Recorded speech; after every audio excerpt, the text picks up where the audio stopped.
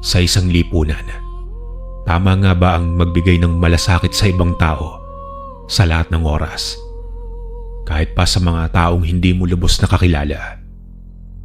At paano mo bang haharapin ang mga panghuhusga ng mga tao at mapapanatili ang determinasyon sa iyong puso? Tunghayan natin ang kwentong tampok sa araw na ito tungkol sa isang makatang binata na napadpad sa isang baryo sa Kabisayaan, kung saan hindi lamang kapayapaan ng isipan ang natagpuan niya, kundi ang banta ng kamatayan mula sa aswang. Kamusta po kayo, Sir Proy? Ako po si Anton. Isa po akong nurse noong araw. Pero sa ngayon po ay nasa bahay na lamang po ako at namamahala sa aming munting negosyo. Nawiwili po kasi ako sa mga kwentong inilalatag nyo dito sa inyong channel. Kaya naman po gusto ko ding ibahagi itong karanasan ko noong binata pa po ako. Sa panahong mahilig pa kaming gumala at dumayo. Panahong tanging ang nasa isip ko pa ay pawang kasiya na akala ko ay walang kapalit ang anong aksyon at desisyon kong gagawin. Bakasyon po nito bandang 1976. Bumisita kami sa isang probinsya kung saan nakatira ang mga kamag-anak nitong kaibigan kong si Tikboy. 6 kami magkakasama at 2 dito babae. Isa sa kanila ay ang babaeng natitipuhan ko, pero ni minsan ay hindi ko pang naamin sa kanya na gusto ko siya. Anton, kamusta yung sabi ko sa'yo? Madadala ba natin yung isang sasakyan ng tatay mo? Minsan lang naman itong gala natin sa probinsya namin. Bumawi na lang tayo sa mga pasalubong kay Tito Oscar. Wika nitong si Tikboy habang kumakain kami sa paborito naming tambayan. May isang van kasi ang tatay na bagamat ayos pa naman po, pero bihira na niyang gamitin kasi pangit na daw kumpara sa bagong bili niyang sasakyan. Sa edad niya po kasing lampas 40 na. Para pa rin siyang malit na bata kung ituring nila lolo at lola, lalo ng mga ate niya. Kaya nga itong bagong sasakyan niya ay bigay sa kanya ng mga kapatid niya. Ayaw namang gamitin ng nanay at takot siya magmaneho, kaya palagi siyang inihahatid ng tatay sa trabaho niya. Kaya naman umaasa kami na sana payagan kami ni tatay na gamitin itong van para naman mas madali ang biyahe namin papuntang probinsya.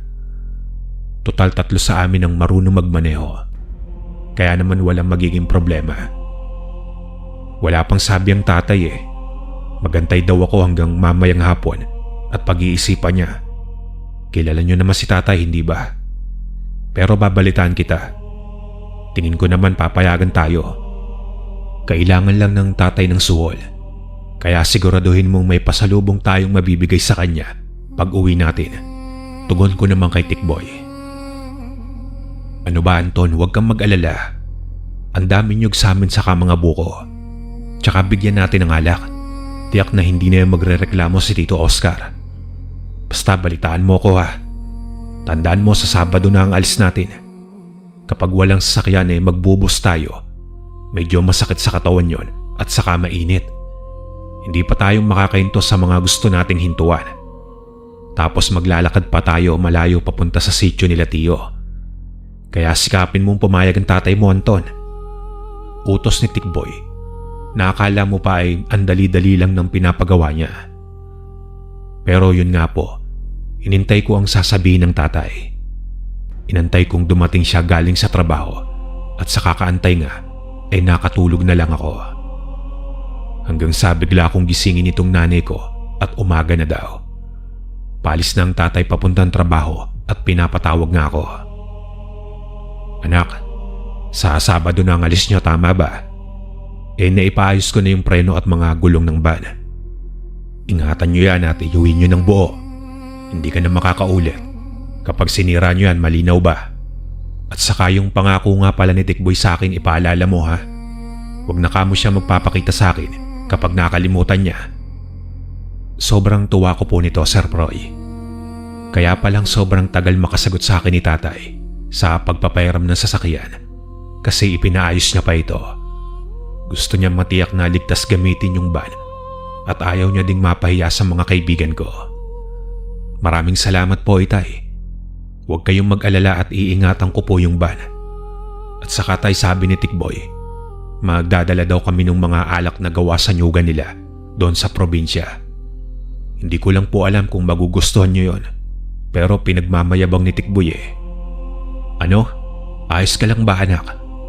Masarap yon, saka bihira akong makakita dito noon. Kaya wag na wag mong kalilimutan. Mas marami, mas masaya. At kung gagawin niya yon, sabihin mong makakaulit pa kayong gamitin yung sasakyan. O siya, sige na, papasok na muna ako sa trabaho. May ipapabili ka ba? Mga dadalhin mo sa biyahe nyo? Pagtatanong ng tatay ko. Masasabi ko po na swerte talaga ako sa mga magulang ko. Ni hindi akong nakaranas ng palo mula sa kanila, maging ng masasakit na salita. Palagi nilang isinasaalang-alang ang kapakanan ko. Kaya naman sinisikap kong maging masaya sila sa pag-aaral ko. Kapag kasi maayos ang mga grado ng isang bata sa eskwela, para sa mga magulang ay maayos sila at hinding nagloloko. Parang ganun po, kaya naman kahit pa mahilig akong gumala, sinisigurado kong inuuna ko ang pag-aaral. Sinisigurado ko rin na walang magiging problema dito. Itay, siguro po flashlight na lang para sa biyahe namin. Para naman may magamit kami sakaling kailanganin. Alam nyo na po, probinsya yung pupuntahan namin. At saka tay, mga biskwit po at chichirya. Mahirap namang magutuman ako sa biyahe. O siya, sige anak. Dadaan na lang ako sa pamilihan mamaya. Basta mag-iingat kayo sa biyahe nyo. Huwag kayong liliko kung saan-saan. At alam nyo na ang panahon ngayon. Mabuti nga at marami kayong magkakasama. Alam nyo ba ako hindi nyo ako mapapabiyahe ng mag-isa kung malayuan na kagaya niyan. Naalala ko pa yung kwento sa akin ng tiyo ko tungkol sa mga kakaibang nilalang na nakikita sa gilid ng kalsada sa mga liblib na lugar. Mga aswang ang ibig kong sabihin, anak. Huwag mong sabihin sa akin na hindi ka naniniwala. Alam kong mas gusto mo pang paniwalaan ng tungkol sa siyensya. Pero anak, hindi masama ang mag-ingat at sumunod sa mga paniniwala ng nakatatanda. Isa pa para din ito sa kaligtasan natin. Kaya nga alam mo, mabuti pang dalhin mo itong buntot pagi ko. Matagal na itong nasa akin. Bigay pa ito ng tiyo ko sa akin. Palagi kong nilalagay sa kotse pampaswerte at pamproteksyon. Ikaw na muna ang gumamit at meron naman na akong bagong pangontra. Mahabang wika ni tatay. Maliit lang po itong ibinigay sa aking buntot pagi, nakalagay sa isang telang itim. Hindi ko nga alam kung paano makakatulong ito sa akin kapag may umatake sa amin, kasi sobrang iksi nun. Parang nasa 1 metro lamang po yata ang haba nito. Pero syempre dahil nga sa bigay ito ng tatay, kaya tinanggap ko. Total gusto niya lang na ilagay ko ito sa van na dadalhin namin. Bandang mag-alas-3 ng hapon nang magtungo ko sa tambayan namin nila Tikboy. Naroong nag-aantay itong mga kaibigan ko at nag-aabang sa akin. O Anton, anong balita sa sasakyan? Magko-commute na ba tayo? Ay nako, ang dami pa namang gamit ang pinadala nila nanay. Bungad sa akin ni Tikboy. Ano ka ba? Wala ka bang tiwala sa akin? Pinaayos ni tatay yung preno at saka pinapalitan niya ng gulong. Ang bango nga din ng loob Basta bili niya, huwag mo daw kalimutan yung pangako mo sa kanya. Yung alak saka yung buko. Huwag ka na daw magpapakita sa kanya kapag nakalimutan mo yon. Ikaw kasi kung ano-anong pinapangako mo sa tatay Basta bukas dadaanan ko kayo. Alas 5 Baka naman mamaya niyan, yung alas 5 nyo ay maging alas 7 na naman. Magbaon na rin kayo ng pagkain, saka maiinom natin sa biyahe. Alam mo Tikboy, mabuti pang magpaluto ka ng adobo sa nanay mo. Para naman may maayos tayong makain. Ilang oras din yung biyahe at gagabin tayo sa daan. Mas maiging may sarili tayong baon kaysa bumili sa mga karinderya sa daan. Hindi tayo sigurado kung ligtas, alam nyo na. Ito kasi ang turo ng tatay. Kapag dadayo ka sa ibang lugar, magbaong ka ng sarili mong pagkain at huwag bibili sa daan. Ayan na naman umaandar na naman yung pagiging matandang ugali mo Mga paniniwala lang yan ng mga magulang natin, Anton. Hindi yan totoo. Anong taon na ngayon Pero sige, magpapaluto ako, kaya huwag kang mag-alala. Pero huwag mong isipin naniniwala ako sa mga sinasabi mo ha. O siya, sige, mauna na ako sa inyo. Dadaan pa ako sa palengke para sa pang-adobo mamaya.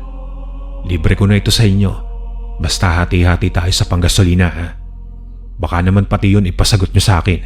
Aba ay sinuswerte na kayo nun. Hanggang sa dumating po ang araw ng pag-alis namin. Kagaya ng usapan ay naroon na nga sila naghihintay. Magkakalapit lang kasi ang bahay nila at ako lang ang nahiwalay. Sa labas pa lang ay naaamoy ko na yung adobo. Kaya naman hindi ko mapigilan ang matakam.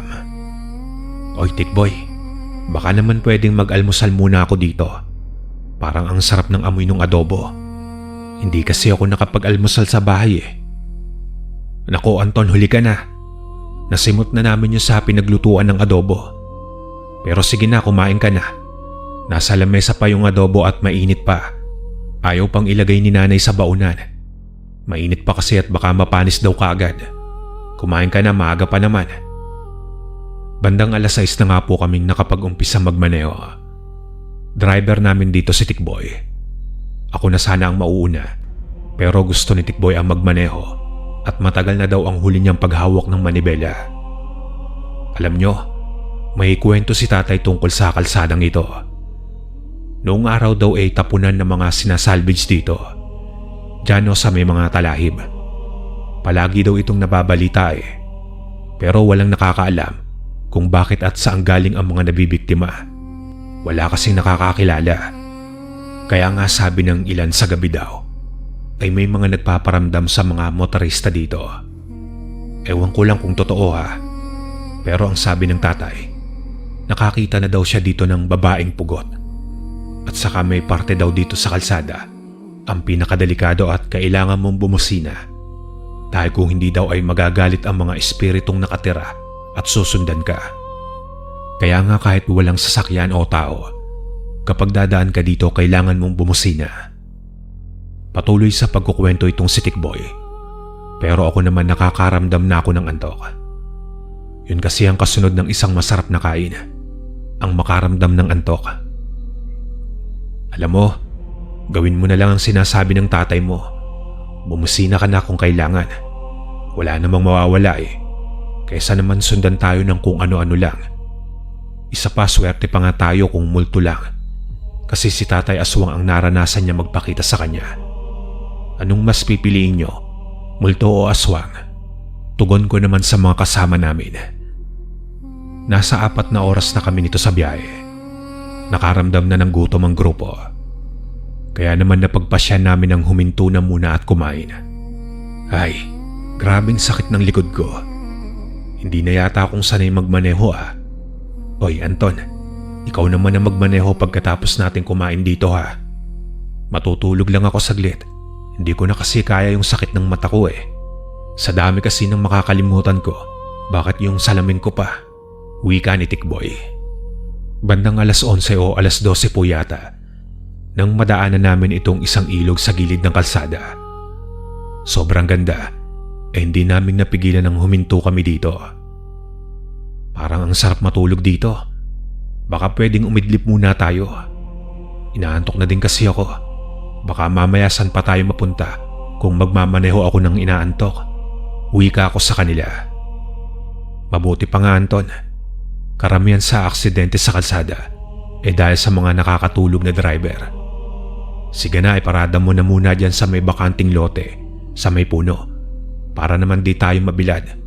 Magpahinga tayo kahit 1 oras. Tugon naman ni Tikboy. Alam niyo na po ang kadalasang problema natin. Kapag sinabi nating matutulog lang tayo ng 1 oras, hanggang nagising kami ng 5:00 na ng hapon. Napahaba po ang tulog namin. At wala man lang nagising kahit usapan namin na hanggang 2:00 lamang kami doon. Ayos lang yan. Di malamig na tayong bibiyahe. Hindi na nakakaantok. Mas nakakaantok kasi kapag umaga kaysa sa gabi sa pagmamaneho. Ka na naman sa ako ng bahala Anton eh. Baka naman sa dulo na tayo ng Pilipinas niya mapunta. Basta alam mo na yung daang sinabi ko naman sa'yo diba? O siya, tera na nga. Biyahe pa lang, nasayang na yung kalahating araw natin eh.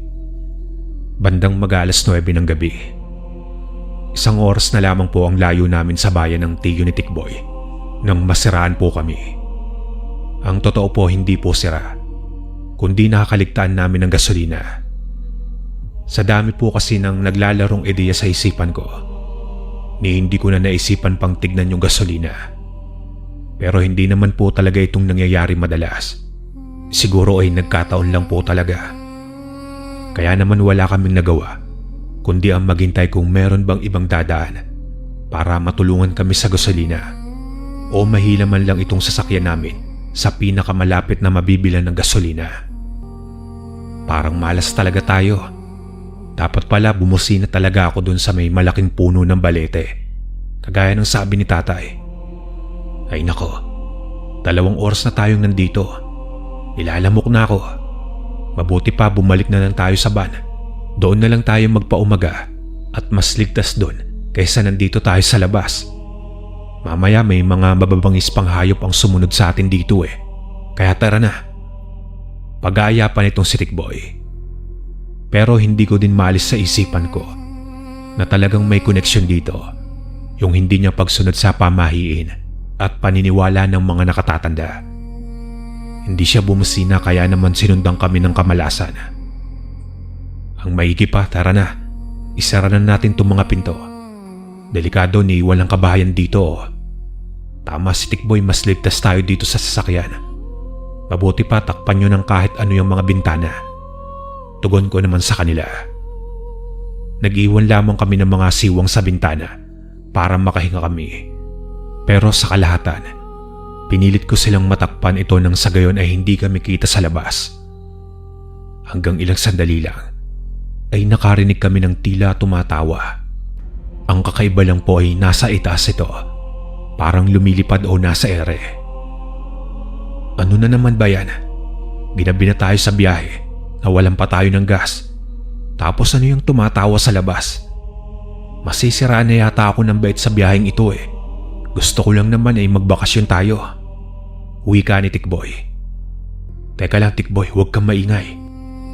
Maririnig tayo niyan. Ayoko mang isipin eh, pero mukhang hinakot na natin ang lahat ng kamalasan. Aswang yang nasa labas. Oras na malaman niyang may tao dito, katapusan na natin kaya huwag ka nang maingay. Pabulong kong sambit sa kaibigan ko. Alam ko noon na mataas ang tsansa na maaamoy kami ng aswang o mararamdaman niyang may tao sa van. Pero sinikap namin ang manatiling tahimik at kalmado.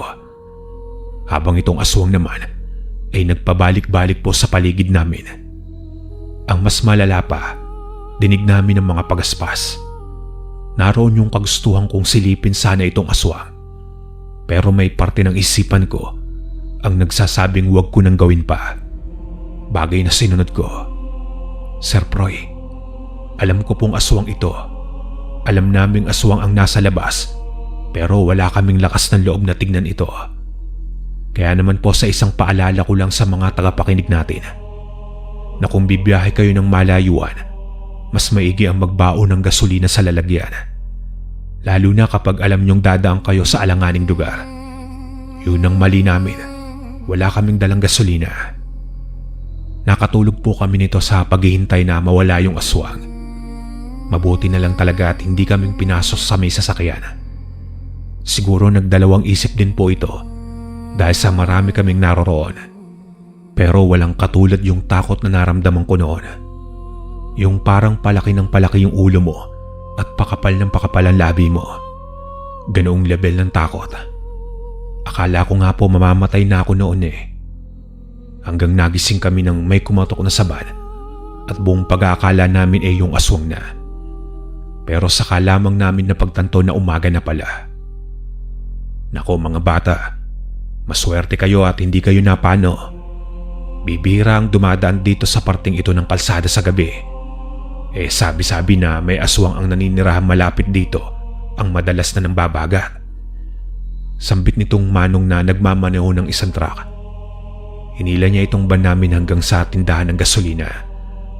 Ayon pa dito kay Manong, ay tinatawag na Baragatan ang lugar kung saan huminto yung sasakyan namin. Kung magkaganon ay totoo nga ang hinala namin na aswang yung nagpapaikot-ikot kagabi. Hanggang sa narating na nga po namin itong lugar nila Tikboy. Nagkagulo ang lahat lalo pa nang ikwento nitong si Tikboy ang nangyari sa amin. Pero awa ng Diyos, ligtas po kaming nakarating sa baryo nila. Pero nasayang lang po yung adobo. Ewan ko ba kung bakit napanis. Totoo nga siguro yung sabi nila na kapag kinamay mo ang ulam ay mapapanis talaga kagad. Ay nako, sayang naman itong adobo ni tita. Ikaw kasi Tikboy sinabi nang huwag mong kakamayin. Yan tuloy ang dami-dami pa na panis. Huwag ka nang mag-alala, Anton. Narito naman si Nonoy. Ipagluluto niya tayo ng masarap na pagkain. Anak siya ni Aling Simang. Katiwala namin dito. Yun nga lang ay hindi makakapunta si Aling Simang dahil may sakit. Kaya naman itong anak niya ang pinadala niya. Pero magaling din itong magluto. Ang sarap nga nung luto niya kagabi sa kaldereta Sige na, magpahinga na muna kayo at mamimili muna kami ng mga maluluto. Tikboy, doon na kayo sa ginagamit mong kwarto. May 3 kama doon. Kayo na lang ang bahalang magayos. Sambit nitong tiyo ni Tikboy na tawagin nating Asyong. Nakita naman namin itong tinutukoy niyang Nonoy. Isang matangkad at kayumangging balat na lalaki. May pagkakulot ang buhok at katamtaman ng pangangatawan. Abala ito sa may kusina at hindi niya pansin na naroroon kami. Agad naman kaming tumuloy sa kwarto sa itaas. Sa sobrang pagod namin at sa tensyong naranasan po namin noon, bulagta ako sa kama at agad na nakatulog. Hindi ko na alam kung ano pang ginawa nung iba sa amin. Inuna ko nang matulog dahil sa sobrang gaan na ng pakiramdam ng ulo ko na parang wala ng laman. Nagising po ko nito ng mag-aalas 5 na ng hapon. Tulog yung 2 dalagang kasama namin, pero wala sila Tikboy. Paglabas ko ng kusina ay naroroon po sila Tikboy at nagiinom ng tuba. Wala ako sa kondisyon sa pag-iinom dahil sa sakit ng katawan ko. Isa pa, nakakaramdam ako ng labis na gutom. Amoy na amoy ko naman yung mga karning ulam. Kaya naman kumuha na akong kusa at naghain para sa sarili ko. Di ko na kaya yung gutom at masakit na ang ulo ko. Subukan mo yung nilagang baka. Pampalakas yun at makakabawi ka sa panghihina mo. Mahirap talagang makaranas ng pambabagat ng aswang. Yung iba nakakayang tagalang kasi mahina ang pandaman nila. Pero may ilang tao ang masyadong sensitibo sa presensya ng mga nilalang ng dilim. At kung hindi ka sanay, magkakasakit ka talaga. Makakaramdam ka ng labis na gutom at sakit ng katawan. Dahil yan kusang naglalabas ng proteksyon ng katawan mo para hindi kang maramdaman ng aswang o maamoy ang presensya. Sa tingin ko ay meron ka nito, Anton. Hindi ka bang nagtataka kung bakit sa magdamag hindi kayong naamoy ng mga aswang? Maaring napansin nyo din kung totoong aswang yun magpapaikot-ikot lang yun sa kung nasan kayo. Pero hindi nito matukoy ang kinaroroonan nyo. Tama ba? Pamilyar ka ba sa ganoon? Labis ang gulat ko sa tinuran ni Nonoy. Parang aakalain mo pa ay nandun siya sa van nung mangyari yung pangbabagat ng aswang. Alam na alam niya ang nangyari. Hindi ko magawang paniwalaan yung mga sinasabi niya. Pero nakaramdam nga ako ng gutom, sakit ng katawan at ulo. Kaya naman naupo na lang ako sa hapag at inantay itong isinasali niyang sinabawang baka. Paano mong nalaman ang mga ito, Kuya Nonoy? Ano bang ibig sabihin yon? May diferensya po ba ako? O may sakit po ba ako? Tama ka sa lahat. Kaya nga nagtataka ako kung bakit kahit sobrang lapit na nung aswang, hindi man lang niya kaming nakita noon. Akala ko natakot lang kasi madami kami. Paano bang magagamot ito? Panghirap kasi Parang talo ko pa yung may hangover sa paglalasing. Sobrang bigat sa ulo at saka hindi ko magawang labanan yung antok. Pagrereklamo ko habang humihigop ako ng mainit na sabaw ng baka. Alam mo, Anton, maswerte kang nabiyayaan ka niyan. Pagpasok mo pa lang dito sa bahay, naramdaman ko na ang kakaibang aura na nagmumula sa iyo. Hindi ka dapat matakot sa kung anong meron ka. Bagkus ang kailangan mo ay masanay kung paano yung gagamitin at kung kailan mo pwedeng gamitin. Alam mo bang mga albularyo at antingero lamang madalas ang meron ng kakayahan na meron ka? At kung makakabisa mo ang paggamit nito, malaki ang magiging tulong nito sa buhay mo. Madami pang sinabi itong si Kuya Nonoy. Pero karamihan ay hindi ko naman po naiintindihan. Pero ang sabi niya pa, para lang daw maniwala ako sa mga narinig ko, subukan kong inumin yung ginawa niyang tsa. Bagay na ginawa ko naman po. At ganun na lamang ang pagkagulat ko na parang nawala lahat ng masama kong pakiramdam. Parang nawala yung gutom ko at sakit ng katawan. Ang tiyang ininom mo ay may lason para sa mga aswang. Alam mo ba yon? Kaya kung nagkataong aswang ka, kanina ka pang humandusay dyan. Kaya pasensya na, Anton. Gusto ko lang malaman kung tao ka bang talaga. Madalas kasi ang aurang katulad mo ay sa mga aswang lamang. Pero sa tingin ko naman tao ka nga. Wika ni Kuya Nonoy. Hindi ko naman po alam kung magagalit ba ako o magugulat sa ginawa niya. Kasi balak niya pala akong patayin kung sakaling may lahi akong aswang o aswang mismo ako. Sa susunod pwede ka namang magtanong, Kuya Nonoy. Paano pala kung nalason ako niyan, di sayang ang pangarap ko. Pero kuya, madalas ba talagang may aswang sa parting ito ng probinsya? Kagaya doon sa nadaanan naming kalsada. Naalala ko pala may binigay sa akin na buntot pagi si tatay. Epektibo po ba yon? Sabi kasi ng tatay, madaming beses na daw itong nakatulong sa kanya. Hindi nga lang po ako sigurado kung sa aswang niya nagamit, pero sabi niya lang na pangontra ito. Tanong ko pa kay Kuya Nonoy na sa tingin ko po kasi ay maraming alam sa mga bagay tungkol sa aswang. Anton, maaaring magamit ang buntot pagi sa mga aswang kung may tamang orasyon ito. Pero kailangan mong masugatan ng aswang gamit ito. Ang simpleng pagbibitbit lang nito ay hindi makakatulong sa'yo. Parang baril lang yan, isipin mo. Kung nasa kahon lang ang baril at hindi mo gagamitin laban sa isang magnanakaw, mananakawan ka pa din. Pero kung ipuputok mo sa kanya ang baril at matatamaan siya, tiyak na tatakbo itong papalayo para sa buhay niya. Ganon din ang mga armas na kagaya ng buntot pagi. Kailangan mong gamitin ito at hindi lang itago sa kung saan. Bueno, Anton, may gagawin pa ako sa labas. May iwan na muna kita dito. Ubusin mo yung sabaw sa mangkok, sayang kung lalamig. Labis naman ang paghanga ko kay Kuya Nonoy. Parang ang lakas ng dating niya at gusto kong maging kagaya niya. Alam mo yung parang wala siyang kinatatakutan. Nang matapos ko nga itong pagkain ko, wala na akong naabutan sa labas. Bagsak na sila tikboy sa kalasingan. Kahit kasi yung mga babaeng kasama namin ay naglasing din, kaya ang nangyari, mag-isa akong nandun sa labas ng bahay. Tila nakatanaw sa bakuran kung saan kita ang dagat sa unahan. Lumipas po ang mga araw at gabi na naroroon kami at nag-enjoy sa bakasyon at buhay probinsya. Malaki ang bahay at talagang hindi ka mababagot. Gawa ng masarap ang simoy ng hangin at anumang oras ay maaari kang maligo sa dagat.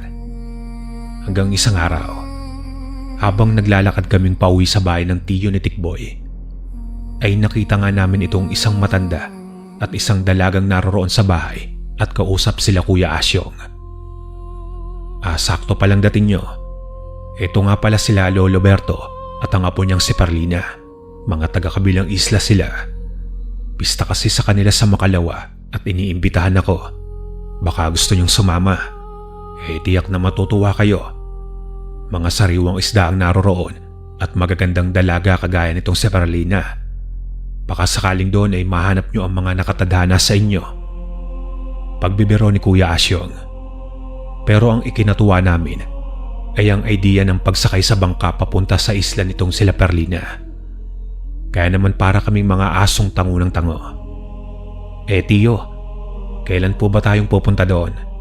Para naman makapaganda kami ng mga gamit namin. Magtatagal ba tayo doon? Sabik na tanong nitong si Tikboy na tila nabasa ang mga nasa isipan naming mga kasama niya. Mauuna na kayo doon. Kasi itong si Nonoy ay tutulong sa pagluluto ng mga ihahanda. Susunod na lamang ako sa araw ng pista. Magayos na kayo. Bukas ang alis nyo at huwag kayong pasaway doon at ayokong mapahiya kila Lolo Berto, malinaw ba? Pagbibili nitong si Tio Asyong. Agad naman kami nagayos na. Nagligpit ng ilang damit para sa paliligo sa dagat at sa pamalit na damit pabalik doon. 3 araw daw kami sa isla at 3 araw naming pagpipiestan ang mga sariwang lamang dagat, mga naglalakihang sugpo at isda. Nasa 3:00 na yata ito nang nasa dalampasigan na kami at nag-aantay sa bangka. Nahuli si Kuya Nonoy dahil kinuha pa nito yung mga kutsilyo niya. Hindi daw kasi itong nagluluto ng hindi gamit ang mga kasangkapan niya sa kusina. Kaya naman nauna kaming sumakay dito sa dumating na bangka. Pagdating ni Kuya Nonoy ay minadali na siya nitong si Tikboy na sumakay at aalis na nga raw yung bangka. Mahaba yung biyahe. Mahigit yatang 1 oras yun nang ibinaba kami nitong manong na may-ari ng bangka sa medyo malayo sa dalampasigan at kakaunti ang tao. Lihis sa mga kabahayan. Teka, sigurado ba kayong tama ang pinuntahan nating isla? Tila wala akong nakikitang senyales na may pista dito. Nasabi niyo ba ang lugar doon sa nagtitimon? Tanong ni Kuya Nonoy.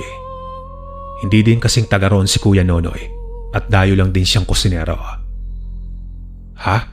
Akala ko si Anton ang nagsabi. Kasi parang alam naman nung nagtitimon yung pupuntahan namin. Kanina pa kami nagkukwentuhan tungkol sa pista. Kaya akala ko alam niya. Pero tama naman yung islang pinuntahan natin, hindi ba? Sa tono nitong si Tikboy ay maririnig na ang pagdududa at pag-aalinlangan sa mga nagawa niya. Tila alanganin kami. Walang nagsabi sa nagtitimong kung saan kaming pupunta at basta na lamang kaming dinala sa islang iyon. Teka, huwag kayong mataranta. Mabuti pang magtanong-tanong muna tayo doon sa may pantalan. Baka sakaling matulungan nila tayong mahanap ang bahay nila Lolo Berto. Wika ni Kuya Nonoy. Naglakad nga kami papunta sa mga kabayan, kung saan ay nakasunod lamang ang mga tingin sa amin ng mga residenteng naroroon. Ang ilan ay nakaupo at nagiinom. Ang ilan naman ay nakatunganga lamang. Parang alam niyo po yung isang lugar na walang pangarap sa buhay ang mga tao at kontento sa kung anong meron sila. Alam mo yung pakiramdam na tanggap na nila ang buhay na meron sila at kung nasan sila. Ganun kasi ang naramdaman ko doon. Nasa gilid ang mga bangka nila at parang walang ni isa ang pumalaot. Kabaliktaran sa kwento ni Tio Asyong na masigla at buhay daw ang isla nila Lolo Berto. At makikita daw ang napakaraming lamang dagat na nasa mga tindahan sa gilid ng dalampasigan.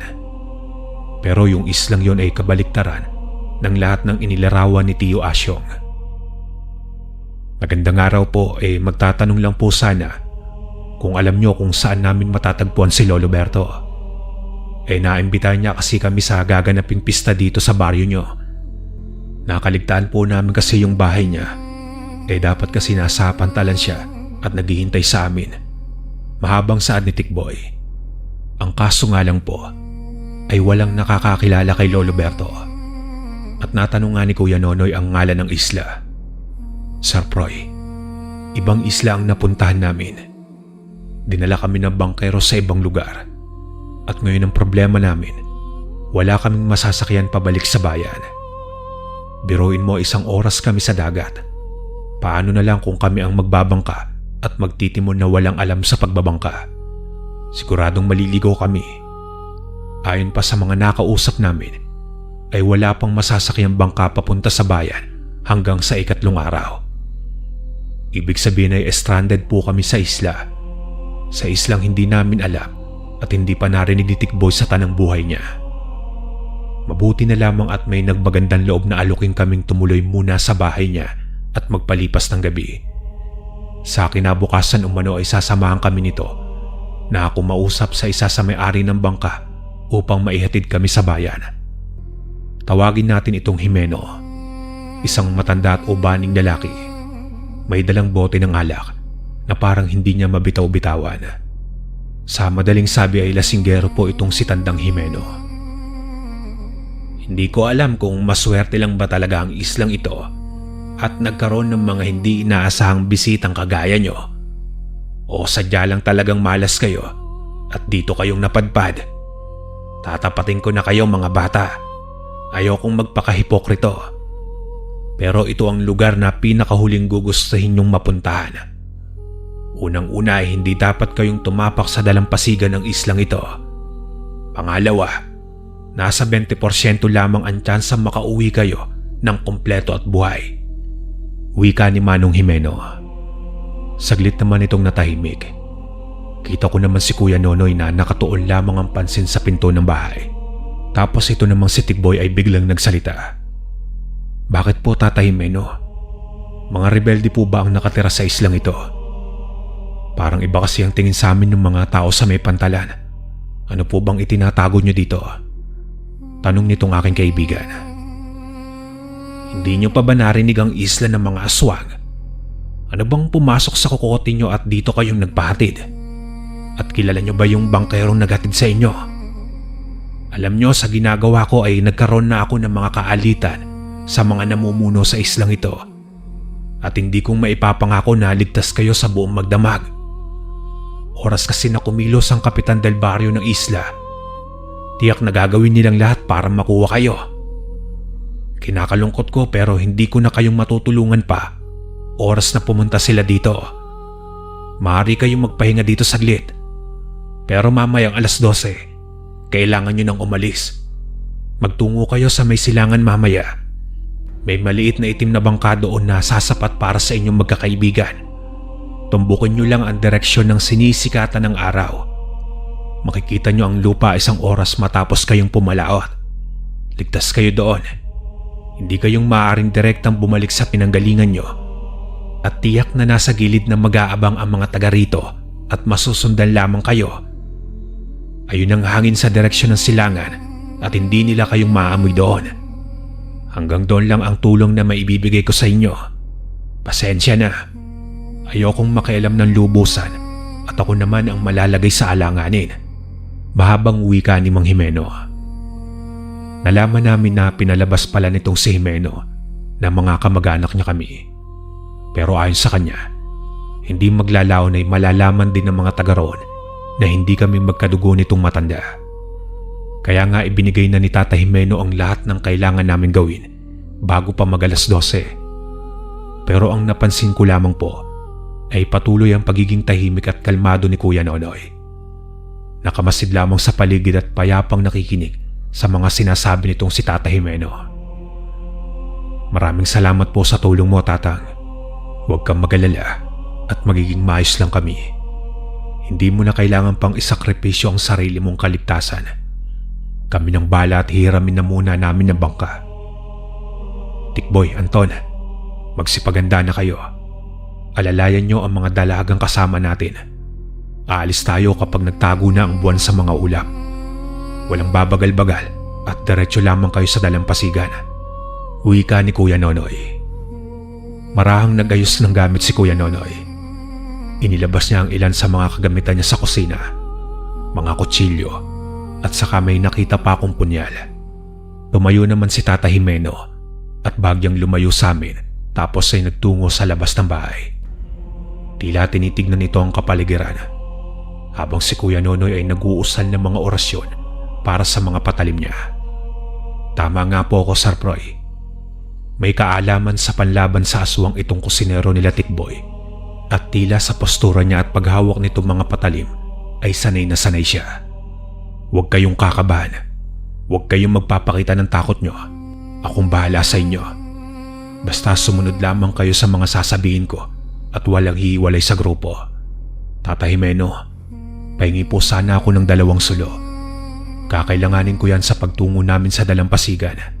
Mabilis na pakiusap ni Kuya Nonoy sa matanda. Tumangutango naman si Tata Jimeno. Nakatitig ito kay Kuya Nonoy at tila nag-iisip. Maya-maya pa ay nakarinig kami ng tila tambol sa di kalayuan. Marahan pero madiin ang pagtambol. Biglang napatayo si Tata Jimeno at isinara ang mga bintana at pinto ng bahay niya. Nag-uumpisa na sila. Maaaring na iparating na sa Kapitan del Barrio ang tungkol sa pagdating nyo dito sa isla. Anumang sandali ay naririto na ang mga residente ng isla. Pasensya na kayo pero kailangan nyo nang umalis. Wala na pong patumpik-tumpik pa. Agad na kami nagsisunod sa daang itinuro ni Tata Jimeno sa kanyang likod bahay, patungo sa dalampasigan kung saan nga tanaw na namin itong bangka. Ang kaso nga lang po ay buong gulat namin nang noong nasa may dalampasigan na kami at naikarga na namin ang mga kagamitan namin sa bangka, bigla na lamang pong napasubsob si Tikboy sa may buhanginan pati yung dalawa pang lalaking kasama namin na sila Lito at Pepito.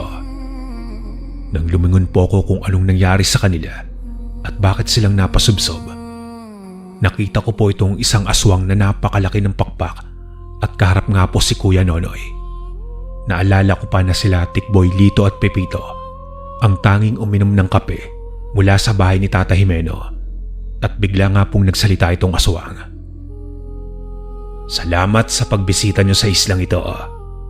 Hindi ko inakala na matatapos din ang pagkagutom ko sa mga tao. Tama talaga ang desisyon ko na utusan ang pamangkin ko para dumampot ng mga mahihinang kokoteng kagaya nyo mula sa bayan. Sawang-sawa na ako sa mga karning baboy at manok dito sa isla. Kung hindi lang dahil sa sumpang ibinigay sa akin ng Kapitan del Barrio ng islang ito, ay matagal na akong lumipat sa syudad. Pero buwisit na albularyo yan. Ginawa kong bilanggo dito sa isla nila at ni hindi ako maaring mahawakan sino man sa mga taong naririto. Mabuti na lang at utu-utu kayo. Alam nyo bang ito ang pinakamalayong parte ng baryo? Nasa labas na ito ng sakop ng ginawang harang ng albularyong kapitan. Magagawa ko ang lahat ng gusto ko sa inyo dito sa dalampasigang ito. Pasensyahan tayo. Pagod na akong maging mabait at sunod-sunuran sa mga taong kagaya nyo. Oras na para madampian ng dugo ng tao ang lalamunan ko at sisiguraduhin kong uubusin ko kayo." Sa mga narinig namin ay hindi namin alam kung papaanong tutugon. Ibig sabihin pala nito ay pinaniwala lamang kami ni Mang Jimeno at nilinlang. Sabi ko na nga ba at tama ang kutob ko tungkol sa'yo, Tanda. Kaya mo kaming pilit na dinala dito at kinuha ang tiwala namin.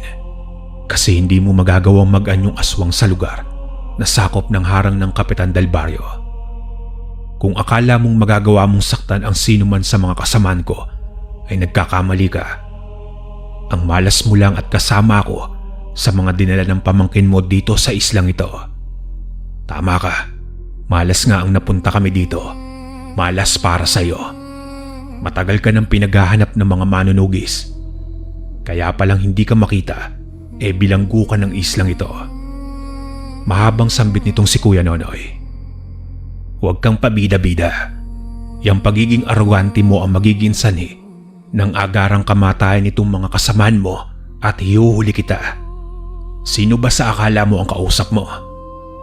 Ay sa wakas, sariwang dugo ng dayo at 2 birheng dalaga ang makakain ko. Hindi na akong makapaghihintay pang matikman ang manamis-namis na karne nitong mga kasamaan niyong babae. Pagkasabi nito ni Mang Jimeno, ay bigla itong sumugod sa amin. Puntirya nga itong mga kasama naming dalaga. Panisigawan naman itong dalawa. Ngunit mabilis po si Kuya Nonoy. Agad na tumama sa balikat ng aswang ang isang kutsilyo. Grabe ang naging epekto nito kay Tata Jimeno. Dahil sa parang piniga yung braso niya tapos namayat at naging lupaypay. Hindi ito maaari. Anong ginagawa ng isang manunugis na kagaya mo dito sa islang ito? At saka bakit mo kasama ang mga kutong ito? Galit na wika ng aswang kay Kuya Nonoy. Anong pinagsasasabi mo? Kusinero lang ako nitong mga bata.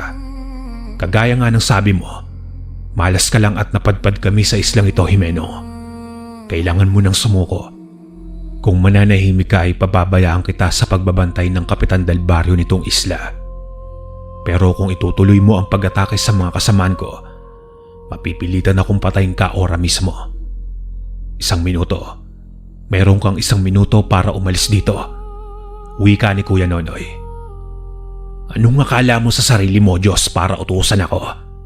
Tandaan mo, maraming taon na akong nabubuhay sa mundo at hindi ang kagaya mong kusinero ang magpapabagsak sa akin. Sambit ng aswang na si Tata Jimeno. Hindi mo talagang nauunawaan ang sitwasyon mo, Tanda.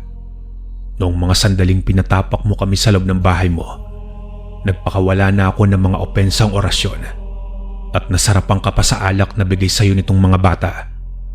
Kargado ito ng aking paboritong tiya. Maya-maya lang ay makakaramdam ka na ng pamamanhid ng mga kamay at paa mo.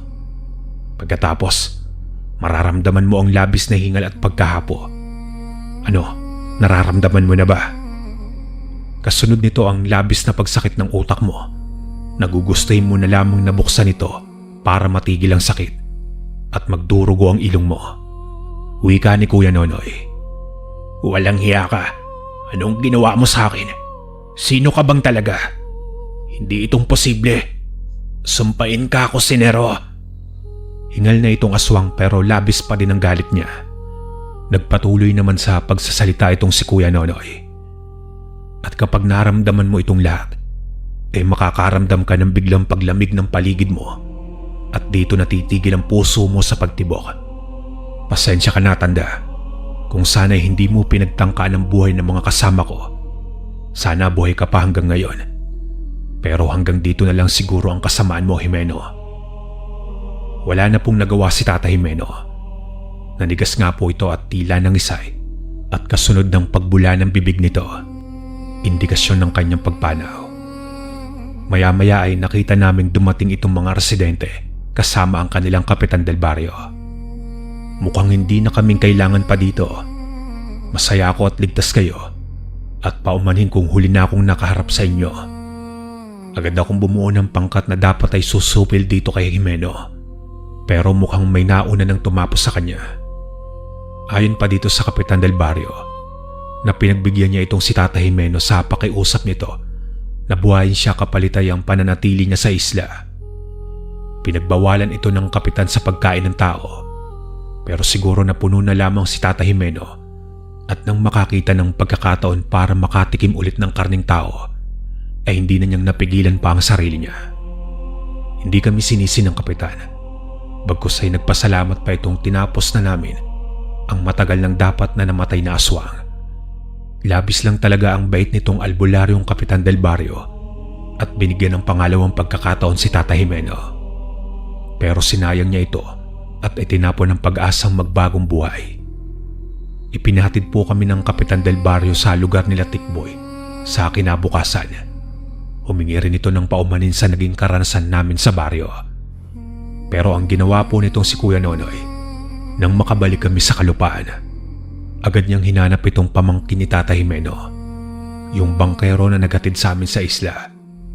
Ibig itong patay na ni Kuya Nonoy at wakasan ng ginagawang pambibiktima sa mga inosenteng tao. Nagawa itong mahuli ni Kuya Nonoy na nasa palengke ng bayan. Pero hindi na po idinetalye pa ni Kuya Nonoy kung paanong ginawa niya, pero napatay niya po itong pamangkin ni Tata Jimeno. Grabing aksyon to ah. Sobrang intense, Anton.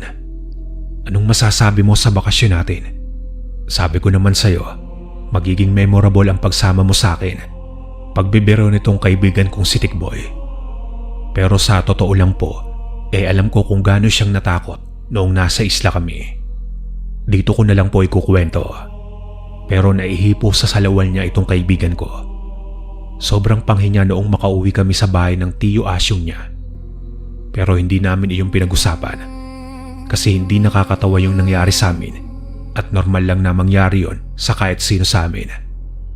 Ang naging problema lamang po ay nayanggaw sila Tikboy. Nilawayan pala ni Tata Jimeno itong mga kapeng ininom nila Tikboy. 5 araw matapos ang insidente sa isla, ay nag-umpisang magpakita ng mga sintomas ang mga kaibigan ko. Una ay ang labis lamang na pagkagutom at pagkauhaw. Inilihim pa nga ni Tikboy ang pagdurugo ng ilong at gilagid niya. Pero isang tagpo ang gumulat sa aming lahat. Ito ay nang maaktuhan namin nang akmang kakainin ni Tikboy ang hilaw na karning baboy na nasa lamesa. Mabuti na lamang talaga at napigilan namin ito. Kasi sabi ni Kuya Nonoy, oras na makakain ng hilaw na karne itong si Tikboy, ay mas lalong magiging agresibo siya. At oras na makainom siya ng dugo ng tao o makalunok ng karning tao, dito na makukumpleto ang pagkayanggaw sa kanya, magiging isang aswang sila Tikboy. Mabuti na lang talaga at dinalaw kami nitong kapitan del barrio sa bahay ni Tiyo Asyong. Hindi ko alam kung papaano niya kaming nahanap, pero dala niya ang gamot kontra yanggaw. Ayon kasi kay Kuya Nonoy, bagamat malawak ang saklaw ng kanyang karunungan, pero hindi nito sakop ang pagtanggal sa pagkaaswang ng isang individual. Mabuti pala at umabot kami sa tamang oras. Kinutuban lang ako. Nakita kasi namin ang mga tasa ng kape sa bahay ng aswang nung makaalis kayo. Kaya naman napagpasyahan ko magtungo dito. Mabuti na lang at hindi mahirap na ipagtanong kung saan nakatira ang mga dayo sa baryong ito. Ang mabuti pa, lahat na kayong nagpunta sa bahay ni Jimeno ay inumin itong lana. Ilalabas niyan anumang bertud ng aswang ang mga nasa katawan nyo. Mahirap na at huwag na kayong magpakampante. Masyadong tuso si Jimeno at kahit ako nga kamuntikan ng niyang mapatay. Nagpasalamat kami dito at nag-abot pa nga ng bayad si Tio Asyong. Pero hindi na ito tinanggap ng kapitan at pananagutan niya daw ang mga nangyari sa amin. Nakiusap lang ito na huwag namin ipaalam sa iba ang tungkol sa insidente sa isla nila. Ayaw niyang mas sumama pa ang tingin ng mga tao sa kanilang lugar.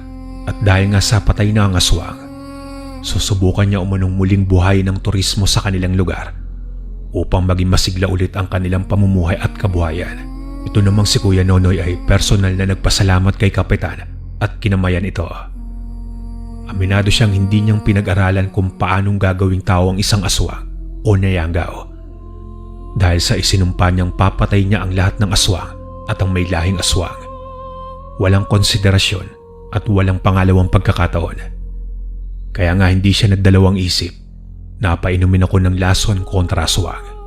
Pero magkagayon pa man po, kahit ganun ang atake ni Kuya Nonoy sa ganitong sitwasyon, aminado kaming dahil sa kanya kaya kami nabuhay pa. Mabait si Kuya Nonoy sa mga tao, pero masama siyang kalaban ng mga aswang. Natapos po namin ang bakasyon doon na halos pagbabantay lamang kila Tikboy ang ginawa namin. Gumaling po itong sila Tikboy. Namayat lang ng sobra, pero mula sa tila nasisiraan ng bait na kailangan naming ikadena sa kwarto, ay bumalik ito sa dati nilang ugali at katauhan. Maraming salamat pare, hindi mo kaming iniwan. Malaki ang utang namin sa iyo, pati na kay Kuya Nonoy. Dahil dyan dodoblihin ko ang mga alak na dadalhin para sa tatay mo. Sir Proy, hindi na po namin nakausap pa si Kuya Nonoy bago kaming umalis. Wala po kasi ito sa bahay nila Tio Asyong at umuwi sa kanilang lugar para kamustahin ang nanay niyang may sakit. Pero habang buhay ko pong pasasalamatan ng kusinerong ito, ang taong nagbago ng buhay namin at pananaw ko, at ang taong dahilan kung bakit nagawa ko pang maikwento ito sa inyo. Si Kuya Nonoy, ang kusinerong berdugo, ang barako ng Kabisayaan. Maraming salamat po at naway patuloy na pagpalain ang inyong channel. Lubos na gumagalang, Antonio.